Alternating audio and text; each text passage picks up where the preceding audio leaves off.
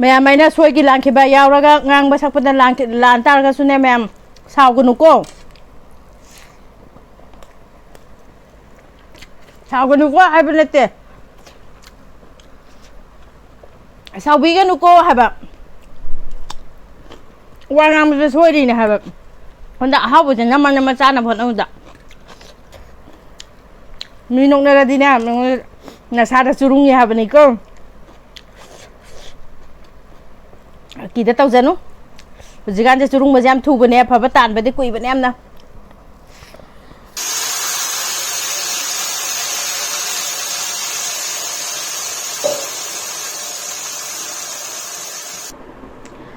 ma'am पुनमकु तराम नौसबगा लोइनना channel आइगी channel सिबु येंबिदिबा मिपुं खुदिमकु हाइनिंगा लेतना थागसरी अदो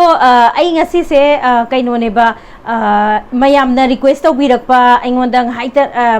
हाइदिंग हाइता हाइबा means आइदि video खुदिमकता दुम रिक्वेस्ट तौबिरेबको कइनो हाइतादि आइना थोंगगा चाजरिबदो अदुदे इसेना थोंगगा चाबदो अदुदो मुबांग तौदगे ममांगदा थोंगबा थाकपगी दो इचे की सक्तु उलगा थोंग थाकपदो अमतंग उत्पिरुओन हाइबसे रिक्वेस्ट तौबिरकपसे कुइरबनेबको अदैदा आइना सुम फरक ताबदि नो तौद्रे अदो ngasiगी आइना थोंदोइसे nga थोंदोइनिबा nga अतावबो थोंदोइनिबको अदो nga अतावबो थोंबसे आइना थोंगिबा खुथोंगसे को मयामगा मानरमबसु याय अदगी मानरमदबसु याय अदु तागसु मयाम येंगमिनसेबको अदुगा कइनोसिदी आइगी वीडियो सिदी खरा सांगनेबको हाइदी थोंबो लोरकांदा आई अमुसु मुबांगसु मुसारकादुइनिना अदुना हानदगी अदुम येंगबिरगा नुसीना अदुम कमेंट्स तौबिबा इचिन इनाव मयामसु आइना अदुम खंगजैको अदुम नसीदा अदुम सपोर्ट तौबिबा नतैमदा अदगी नसादा सपोर्ट तौबिबा मयामदो अदुसु अदुम आई खंगजै अदुसु आइना हाइनिंगिसे अतैनतेबा कइनो हाइतादि आइगी वीडियो ngasi से खर सांगदोइनिदना अदुना खर सांगदोइनिना आइगी वीडियो से थोंबने थाकपने आइसे अमसु सारकदोइनिबा अदुना सांगदि सांगनी अदुतास सांगतारगसुने मयाम पुन्ना येंगमिनसे पुन्ना अमतंग येंगमिनसे हाइना आई मयामदा रिक्वेस्ट तौरिनेबको अदुन मयाम से आइगी किचन नि सिलैसे गैस ति सोमना कन ममांगदा लैयेबको अदो किचन की मती एमसी लेरेको अदो कइनोदा थोंबा मतमदा इचे की सक्तो हाइदि मोइना हाइनिंगी से सीनेबको थोंगतो मतुंगदा केरकांदा खतंग थोंगे हाइरा ओटपदो दु नतबिगिदा थोंगिङै मनुंगदुदा इसेना अदो इसेगी सक्तो दुम उटपा यारगदि दुम उटपिरो ओना हाइबको अदो आई यारगदि दुम उलके अदो थोंबो थाकपनिना ने हाइदि थांगतोगा चाबदुगा थोंबदुगी तौबदुगदि खा खेनायेबको अदुदुना आई ट्राइदि तौरकेको अदुतादि थोंबगी माइकैदा अमु चटलसे नाजे आइना लोइना कनो तौरगा ताउथोखिबदो अदुनेबको अदुगा आइना सिदा हाप्तोइसे खामेना सिनबने दगी तिलहौने अदगी चनमने थिनबसु मपासे इसोसोइनरे सी मयाम सिनेबको अदुगा मसाला दुदि उसररगे होरेन थादा मतमदो मसाला तो इन तुप थादा मतमदो अदैदा अदुम हाइजरागे दुदि को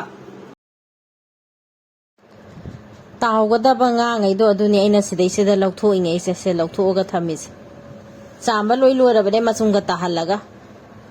थुम खरा थाक्सलेको मचु खरा थाक्सले अदगी गरम मसाला गा अदगी फदिगो मसुबगा थाक्सन करे ऐसे थाक्सलगा फजना तोलबने फजना मुन्नसे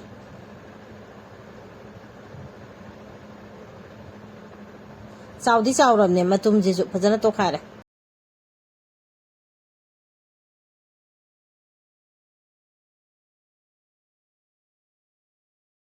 खरा वा सिंगाक्तंगा कनो तौगे ताउगे खरा मुनझन्ना ताउरगदिबको से आइना ngasi थोंदोरिबो खुथोंजे से इसे हावबो हेलेबो खरा पेटली ताउबदो अदु हावबो खरा वालेबको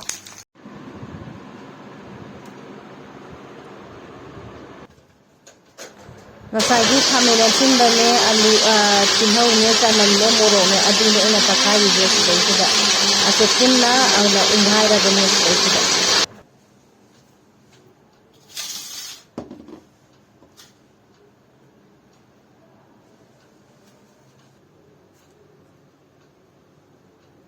जीरा थादगे हंगाम मरु खरा थादगे दगी सिना कनो फदिगो मसुबा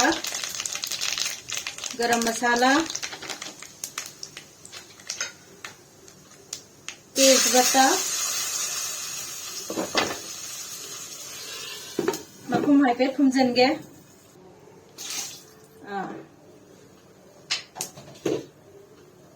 dagi ngasai gi kano do aigi ngasai asuba do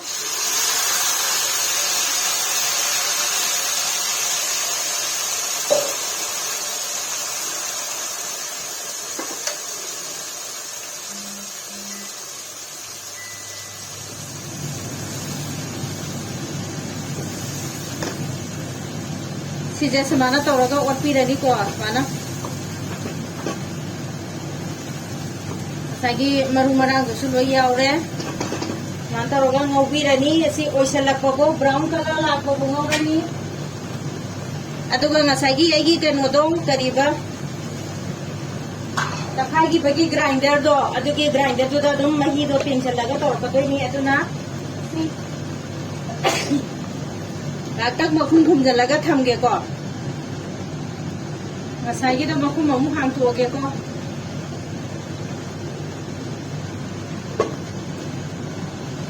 hairi bo khara thachan jage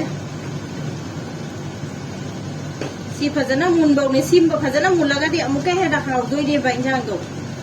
man tor ga phajana ngobirani machu khara thakjage thumju chaisa lage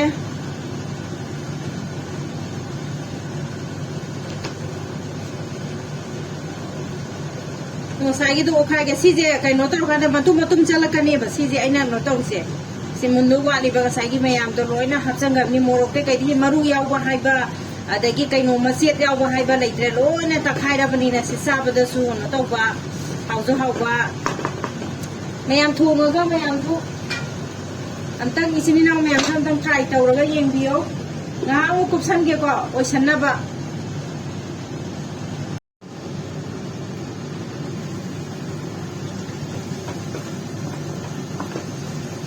Zana pasale yare do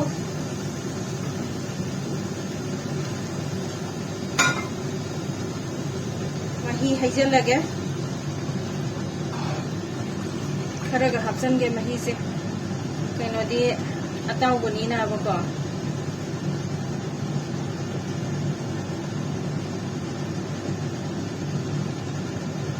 kharak khata ga jang mahi se khasa hol do ni na ko ya ni kum jalage adudi sawhalage ko asomda injang sawan na thabi khaido ke desi gi thabi do chawrap na hai bana kya haurani phajana ngaksangange ba manungi ama yelo ma ka badu yaudre tari ra tadira khangge mayam aina na toise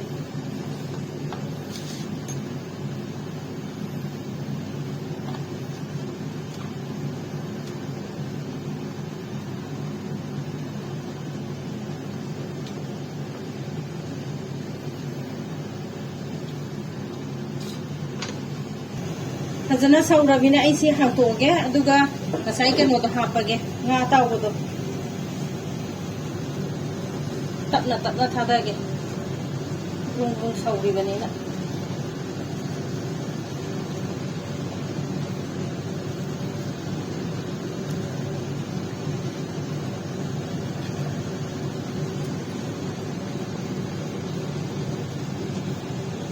mai pik na leitharaga saman to godai di mai pik na leitharaga khujalaga thamas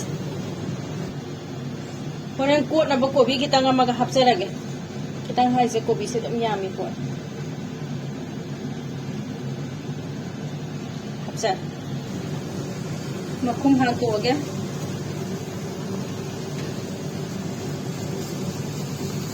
hingkha sai sanjage nang sinaba na kame Aduh kan lo tau ramina se hing ha pram ne hai pe okhai ge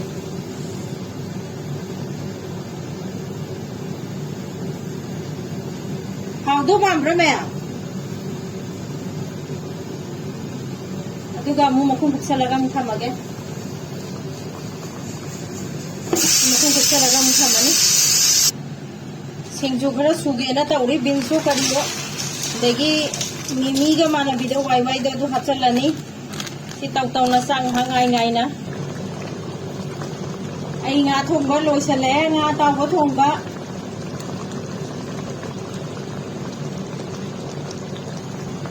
मैं मुथा सरगे